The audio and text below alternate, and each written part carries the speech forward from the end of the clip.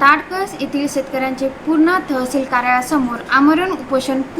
पूर्णा तालुक्यातील ताडकस येथील बहुचर्चित शिवरस्ता वादांच्या पार्श्वभूमीवर शेतकऱ्यांनी पूर्णा तहसील कार्यालयासमोर आमरण उपोषण सुरू केले आहे.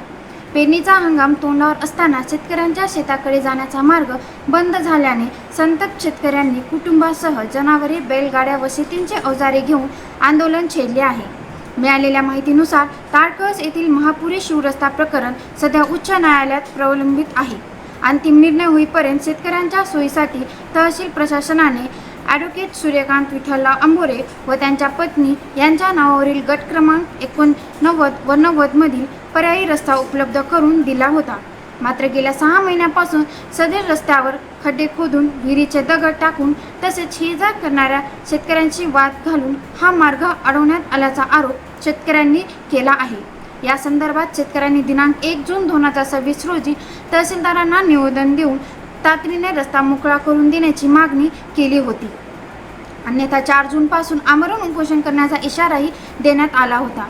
मात्र प्रशासनाकडून कोणताही ठोस कारवाई न झाल्याने शेतकऱ्यांनी आपल्या कुटुंबासह आंदोलनाचा मार्ग स्वीकारला. उपोषणकर्ता शेतकऱ्याचे म्हणणे आहे की पेरणीच्या अत्यंत महत्त्वाच्या काळात शेताकडे जाणारा मार्ग बंद करून त्यांचे मोठे नुकसान केले जात आहे. या प्रकरणामागे काही राजकीय शक्ती किंवा राजकीय पाठबळ असण्याची शंका देखील अनेक शेतकऱ्यांनी व्यक्त केली आहे. या संपूर्ण प्रकरणाची सखोल चौकशी करून दोषीवर कारवाई करावी अशी मागणी आंदोलकांनी केली आहे.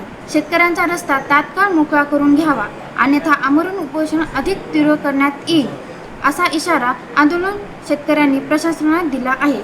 दरम्यान या आंदोलनामुळे पूर्ण तहसील कार्यालय परिसरात तणावपूर्ण वातावरण निर्माण झाले असून प्रशासन व पोलीस यंत्रणा परिस्थितीवर लक्ष ठेवून आहे. आता प्रशासन या प्रश्नावर कोणती भूमिका घेते याकडे तालुक्यातील शेतकऱ्यांचे लक्ष लागले आहे.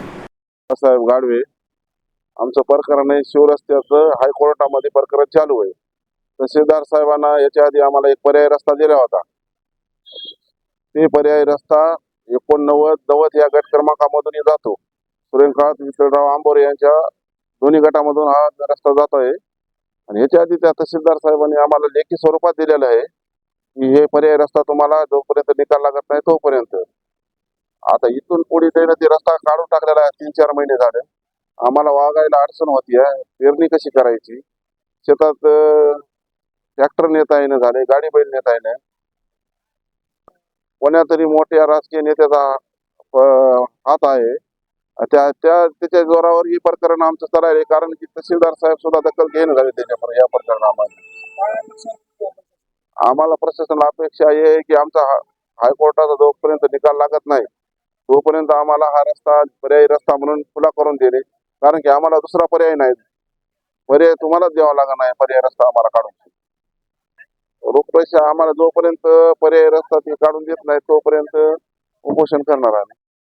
कानुपात्रा मोहनराव वनमने 89-90 या दोन्हीच्या मदतून आम्हाला रस्ता आहे ते आम्हाला अडवलेला आहे. ते आम्हाला आता अडचण करायला त्याने आम्हाला जाऊ देना झाले. तर ते म्हणतात की तुम्हाला रस्ता नाही. इथून आम्हाला तहसीलदार साहेबांना दिलता तर ते आम्हाला आता जाऊ देना झाले.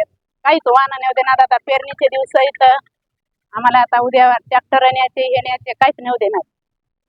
आमची बैलगाडी अडवायलाय. ते पालकमंत्रीचे जीवावर करायले सगळे कोर्ट येता येतात. त्याच्या जीवावर ते उडे हाणायले. तर त्याच्या दबावाखाली आम्हाला जाऊ देणार झाले. आमचं कोणी ऐकत ना. तहसीलदार साहेब आमच्याकडे बघत ना झाले. आम्ही आज सकाळपासून इथं बसलो तरी बी येईना झालेत आमच्याकडे. आम्हाला पर्याय रस्ता द्यावा. आमचा जवळ निकाल लागत नाही त्यानं आम्हाला तिथं यावं तर आम्ही उठणार इथून. तर आम्ही इथंच बसणार आणि त्यानं आमचा रस्ता जाऊन करून द्यावा. ढोरं वासरं सगळे लेकरं बाळं आणलेत आम्ही.